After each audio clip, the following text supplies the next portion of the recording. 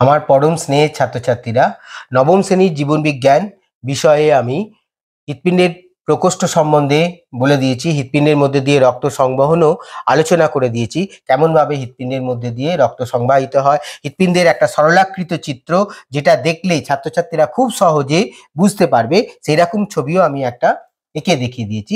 এখন ছাত্রছাত্রীদের বিশেষ অনুরোধে প্রান্তিক্সের বই থেকে সংবহনের প্রশ্নের উত্তরগুলোর সমস্যার সমাধান আমি করে দিচ্ছি। প্রান্তিক্সের নবম শ্রেণীর এই বইটা মণ্ডল বসুর, এখান থেকেই ছাত্রছাত্রীদের বিশেষ অনুরোধে এই বইয়ের যে প্রশ্ন উত্তর সেগুলো আমি আলোচনা করে দিচ্ছি। আর সাথে সাথে কেমনভাবে সংবহন ক্রিয়া হয় সেগুলো আমি হৃৎপিণ্ডের আগের দুটো ভিডিওতে আমি বলে দিয়েছি।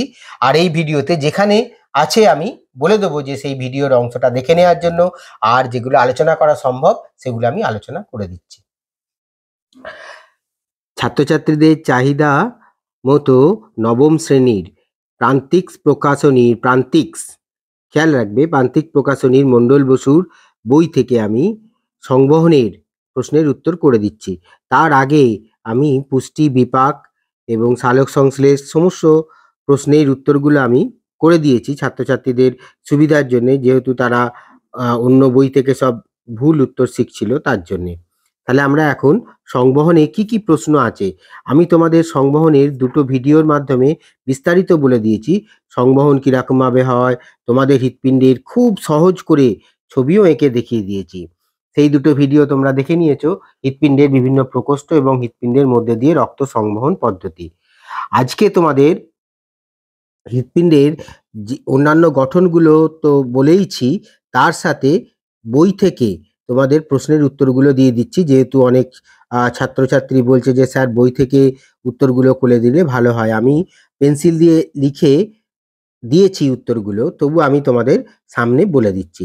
দেখো, তাহলে সংবহন অধ্যায়ে প্রান্তিক্সের বই থেকে, মণ্ডল বসুর প্রান্তিক্সের বই থেকে আমি সমস্যার সমাধান করে দিচ্ছি। আমি আর একবার দেখিয়ে দিচ্ছি, বইটার নাম হচ্ছে মণ্ডল বসু প্রান্তিকের হচ্ছে তিনখানা বই আছে, একটা হচ্ছে প্রান্তিক প্রকাশনী, এটা প্রান্তিক্স। আমি এই প্রান্তিক্সের বই থেকে প্রশ্নগুলো করে দিচ্ছি। আর এই যে কোনো একটা বই থেকেই প্রশ্ন উত্তর করলেই তোমাদের হয়ে যাবে, যেহেতু এই বইটা স্কুলে চলে, সেই জন্য ছাত্রছাত্রীদের বিশেষ অনুরোধে এই বইটা থেকেই প্রশ্ন উত্তর করে দেওয়া হচ্ছে। খুব দ্রুততার সঙ্গে বলছি, দেখে নাও। একটি দানাবিহীন শ্বেত রক্তকণিকা হলো, দানাবিহীন মানে তার মধ্যে সাইটোপ্লাজমের মধ্যে কোনো দানা থাকে না, তাহলে উত্তর হবে লিম্ফোসাইট।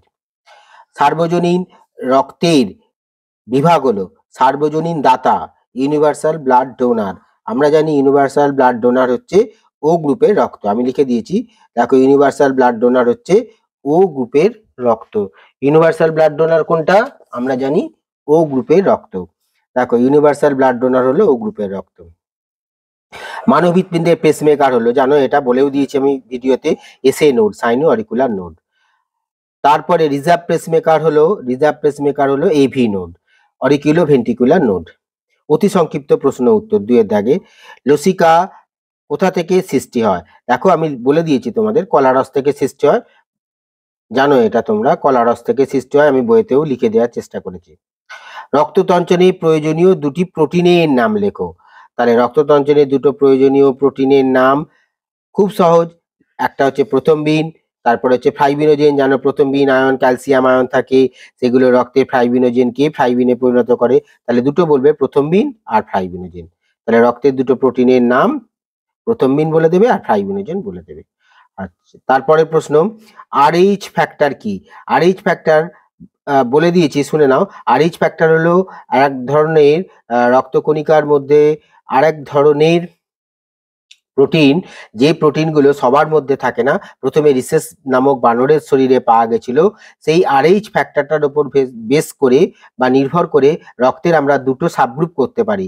একটা যারা আরএইচ ফ্যাক্টরের পজিটিভ, আরএইচ পজিটিভ বলা হয়, আর একটা হচ্ছে আরএইচ নেগেটিভ, যাদের হচ্ছে আরএইচ নেগেটিভ থাকে। আচ্ছা, এবার আমি একটু বলে দিই তোমাদের কি করে মানে ব্যবহার করা হয়েছিল।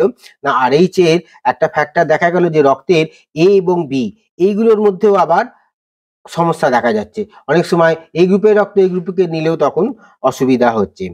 তখন দেখা গেল যে রিসেস নামক একজন বানরের শরীরে এইরকম একটা অ্যান্টিজেন পাওয়া গেল, যে অ্যান্টিজেনটার এগেনস্টে যদি অ্যান্টিবডি রাইজ করা যায় তাহলে সেটা কারুর ক্ষেত্রে পজিটিভ হচ্ছে, কারুর ক্ষেত্রে নেগেটিভ। তাহলে অ্যান্টিবডির ক্ষেত্রে যারা বিক্রিয়াগুলো করছে তাদের বলা হচ্ছে RH পজিটিভ, আর যেগুলো বিক্রিয়া করছে না তাদের বলা হচ্ছে RH নেগেটিভ। আচ্ছা, RH ফ্যাক্টরগুলোর উপরে ভিত্তি করে আবার রক্তগুলোকে মানে উপশ্রেণীতে ভাগ করা হয়। কিরকম উপশ্রেণীতে ভাগ করা হয়? RH positive, RH negative. তোমাদের RH ফ্যাক্টর সম্বন্ধে আমি যখন ভিডিওগুলোতে বলেছি তখন খুব বিস্তারিতভাবে আমি আলোচনা করে দিয়েছি। তাহলে এটা কি বলবে? এটাও এক ধরনের অ্যান্টিজেন যেটা রক্তের মধ্যে পাওয়া যায়। তা বেশিরভাগ ক্ষেত্রে RH পজিটিভ থাকে কত না 85%। সমস্ত ওয়ার্ল্ড পপুলেশনের মধ্যে RH পজিটিভ থাকে 85%, আর 15% থাকে RH নেগেটিভ। তাহলে কি এক ধরনের অ্যান্টিজেন যেটা বা রিসেস নামক বানরের শরীরে পাওয়া গিয়েছিল, সেই রিসেস নামক বানরের শরীরে যে রক্তের যে অ্যান্টিজেন তার এগেনস্টে আমাদের শরীরের রক্তকণিকাগুলো পজিটিভ দেখায় যখন তাদের RH পজিটিভ হয়।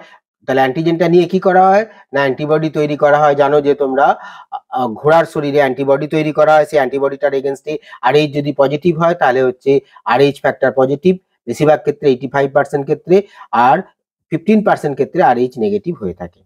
সব থেকে বড় রক্তকণিকা হলো তাহলে এখানে শ্বেত রক্তকণিকা বলবে, যেহেতু অন্য লোহিত রক্তকণিকা থেকে শ্বেত রক্তকণিকা বড়। আর যদি বলে শ্বেত রক্তকণিকার মধ্যে সব থেকে বড়, তখন তোমাদের বলতে হবে মনোসাইট। হেপারিন ক্ষরণ করে বেসোফিল নামক শ্বেত রক্তকণিকা হেপারিন ক্ষরণ করে। হৃৎপিণ্ডের ড্যাশ অংশে মহাশিরা যুক্ত থাকে? কে বলতে পারবে? খুব সহজ প্রশ্ন। ডান অলিন্দের মনে রাখতে হবে কি না মহাশিরা যুক্ত থাকে। ছবিটা একবার মনে করে নাও, দেখো ডান অলিন্দে উত্তর হবে। আমি মনে হয় লিখেও দিয়েছি, ডান অলিন্দে হৃৎপিণ্ডের মহাশিরা যুক্ত থাকে। ডান অলিন্দ মনে করে দেখো নীল রক্ত বা হচ্ছে অধিক কার্বন ডাইঅক্সাইড যুক্ত রক্ত বহন করে। আমার ছবিটা একবার মনে করে দেখো। তারপরে প্রশ্ন, আরশোলার সংবহন তন্ত্র মুক্ত প্রকৃতির। অনুচক্রিকার উৎপত্তি ড্যাশ কোষের ঘনপদ থেকে? মেগা ক্যারিওসাইট। আমি লিখে দিয়েছি মেগা ক্যারিওসাইট। তাহলে অনুচক্রিকার উৎপত্তি হয় মেগা ক্যারিওসাইট। এরকম করে বড় এরকম কোষ থাকে, কোষগুলোর যে অংশ সেই ঘনপদগুলো থেকে ভেঙে ভেঙে এই অনুচক্রিকা বা প্লেটলেটস গুলো তৈরি হয়। সত্য অথবা মিথ্যা নির্ণয় করো। আরবিসির গড় আয়ু 120 দিন। ঠিক আছে, ঠিক প্রশ্নের উত্তর। হৃৎপিণ্ডের ত্রিস্তরীয় আবরণটার নাম হলো পেরিকার্ডিয়াম। দেখো পেরিকার্ডিয়াম। মিট্রাল ভালভ থাকে বাম অলিন্দ বাম নিলয়ের মাধ্যমে। একে মিট্রাল ভালভকে বলা হয় বাইকাস্পিড ভালভ। মনে রাখতে হবে মিট্রাল ভালভকে বলা হয় বাইকাস্পিড ভালভ। মানব হৃৎপিণ্ডের বাম নিলয়ের সঙ্গে মহাধমনী যুক্ত। এটা ঠিক প্রশ্ন। একটু মনে করে দেখো, বাম নিলয়ের সঙ্গে মহাধমনী যুক্ত থাকে, এটা ঠিক উত্তর। হৃৎপিণ্ডের সংকোচনকে ডায়াস্টল বলে, এটা কিন্তু ভুল। দেখো আমি তোমাদের লিখে দিয়েছি সংকোচনের দন্তেস্ব আর সিস্টলের সংকোচনের দন্তেস্ব মনে রাখতে হবে। তাহলে হৃৎপিণ্ডের সংকোচনকে বলা হয় সিস্টল আর প্রসারণকে বলা হবে ডায়াস্টল। তাহলে যদি সংকোচনটা মনে থাকে তাহলে বাকিটা তোমরা ডায়াস্টল বলে দিতে পারবে। তারপরে প্রশ্ন চলে এসো এই দিকটাতে। তাহলে হৃৎপিণ্ডের বুঝতে পারলে, তাহলে হৃৎপিণ্ডের সংকোচনকে কি বলা হয়? হৃৎপিণ্ডের সংকোচনকে বলা হয় সিস্টল। সব থেকে বড় শ্বেত রক্তকণিকা কোথায়? প্রশ্নটা দিয়েছিল, আমি লিখে দিয়েছি। দেখো শ্বেত রক্তকণিকার মধ্যে মনোসাইট। আমি বলে দিয়েছি বলার সময়, তবু আমি লিখে দিয়েছিলাম তোমাদের যাতে সুবিধা হয়। এর পরের প্রশ্ন ভালো করে লক্ষ্য করে দেখো।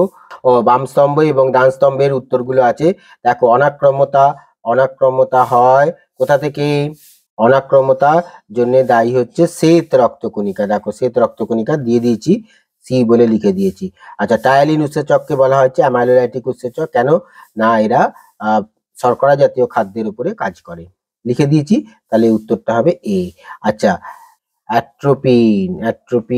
অ্যাট্রোপা বেলেডোনা গাছের থেকে হয়। দেখো বি উত্তরটা আমি লিখে দিয়েছি। এটা যদিও তোমাদের এখানকার নয়, রেচনে একসঙ্গে যেহেতু থাকে অপশনে সেই জন্য দিয়ে দিয়েছে। প্রথম বিন কি এক ধরনের প্লাজমা প্রোটিন। ট্রিপসিনটা জানো প্রোটিন জাতীয় খাদ্যের উপরে কাজ করে। প্রোটিন জাতীয় খাদ্যের উপরে কাজ করে বলে একে বলা হবে প্রোটিওলাইটিক উৎসেচক। তাহলে ট্রিপসিনটা কি? প্রোটিওলাইটিক উৎসেচক।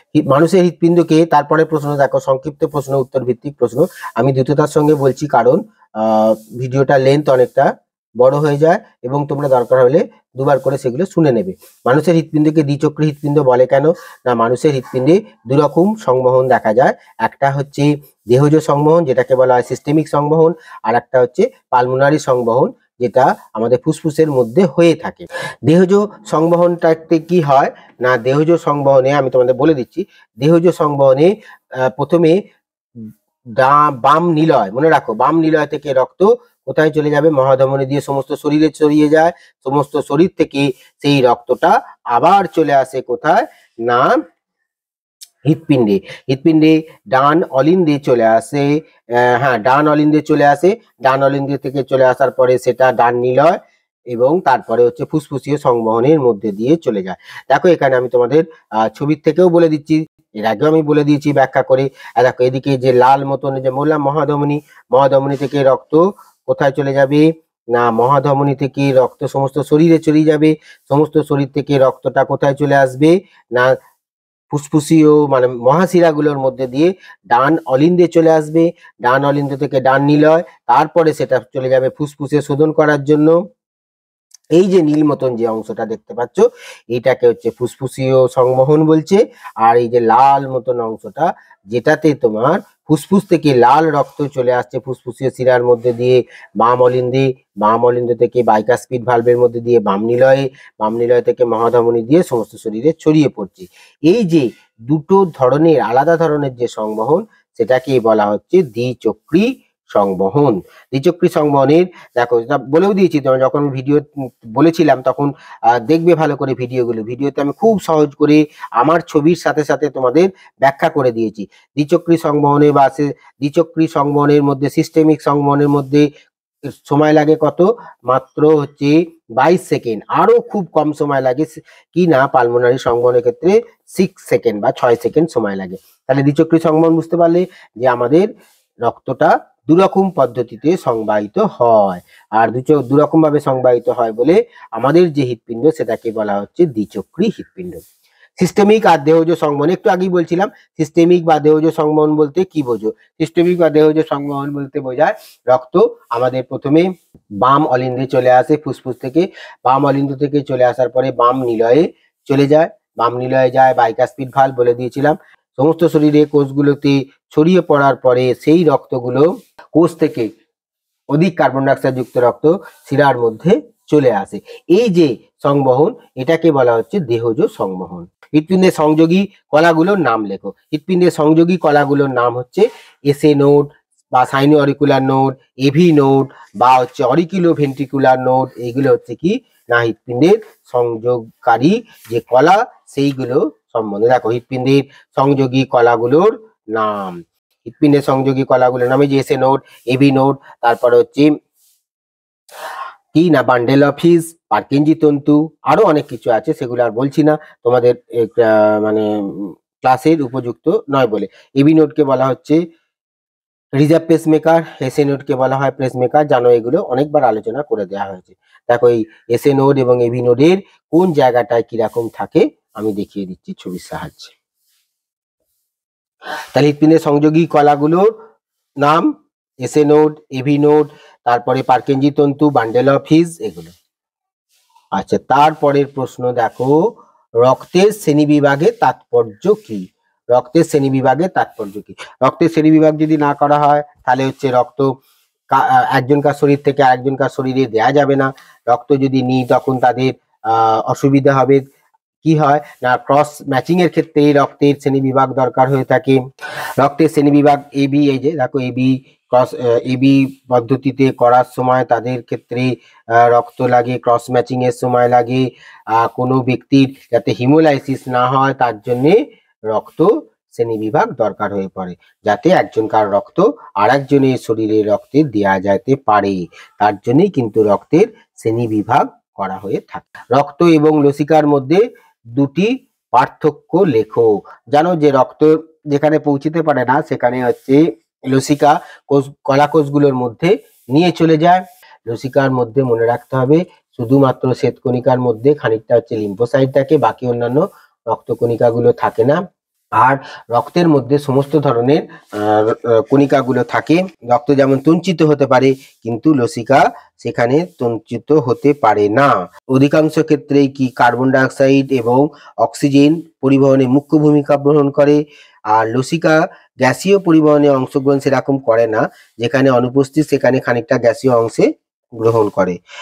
এখানে কেবল মনে রাখতে হবে খুব সামান্য পরিমাণে ফাইব্রিনোজেন থাকে লসিকার ক্ষেত্রে, আর রক্তের ক্ষেত্রে এই সিরাম, অ্যালবুমিন সবই যেমন থাকে সেগুলো সব থাকে।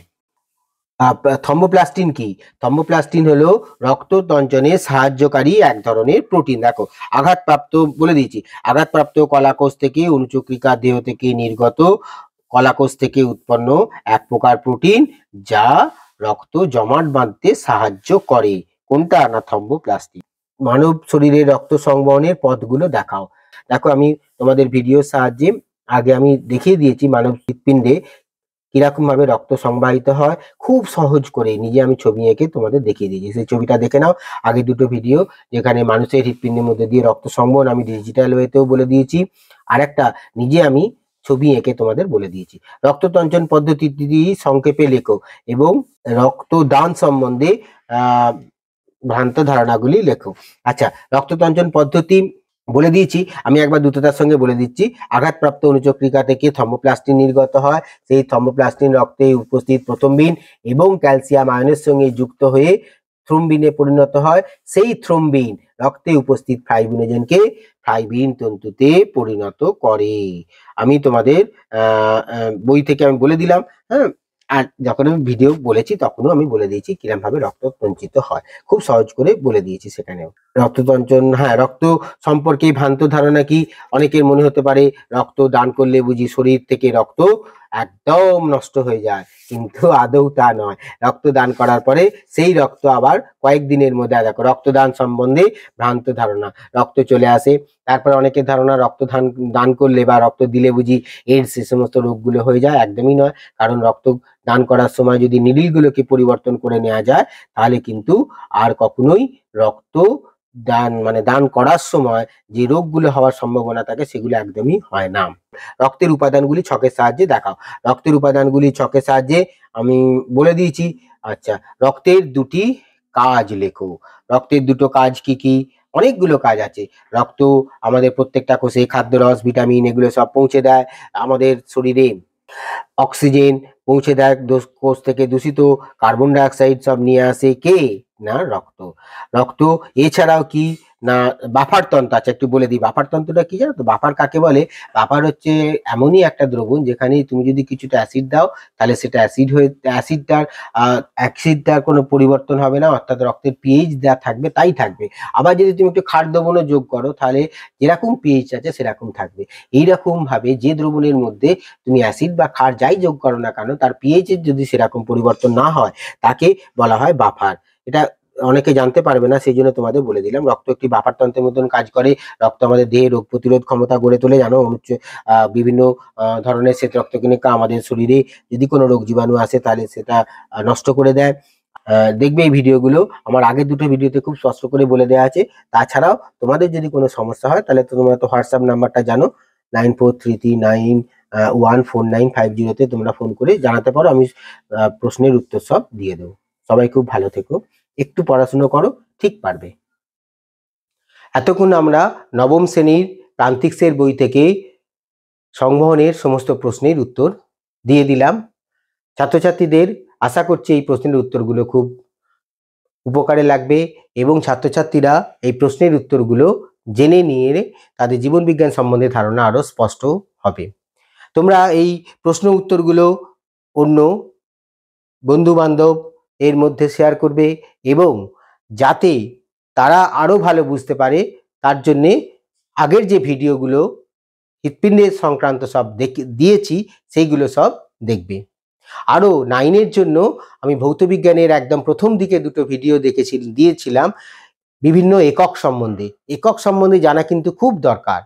9 উদ্দেশ্য করে কিন্তু সেই দুটো ভিডিও তৈরি করেছিলাম, যাতে নবম শ্রেণীর ছাত্রছাত্রীরা খুব সহজে ভৌতবিজ্ঞান বুঝতে পারে এবং একক সম্বন্ধে ধারণা নিয়ে তারা পরবর্তী ক্ষেত্রে ভালো ফল করতে পারে। সবাই খুব ভালো থেকো, একটু চেষ্টা করো, চেষ্টা করলেই কিন্তু ভালো ফল করতে পারবে। অনেক অনেক শুভকামনা রইল প্রত্যেকের জন্য। সবাই খুব ভালো থেকো।